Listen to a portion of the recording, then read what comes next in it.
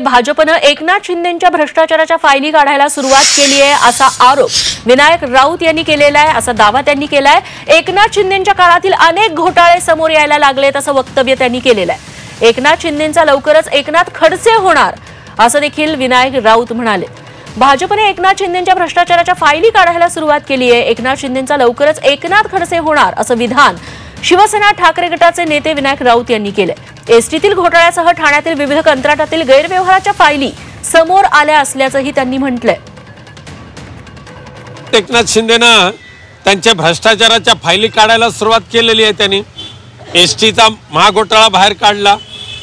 एकनाथ शिंदेंच्या त्या ठाण्याच्या बाजूला खाडीलगत असलेला रस्ता कोणतीही परवानगी न घेता त्यांनी हजारो कोटी जी टेंडर दिली ती फाईल बाहेर काढली। त्याचबरोबर बाकीचे सुद्धा अनेक घोटाळे आता एकनाथ शिंदेंचे बाहेर यायला लागलेले आहेत। याचा अर्थच असा आहे की एकनाथ शिंदेंचं आता एकनाथ खडसे होणार।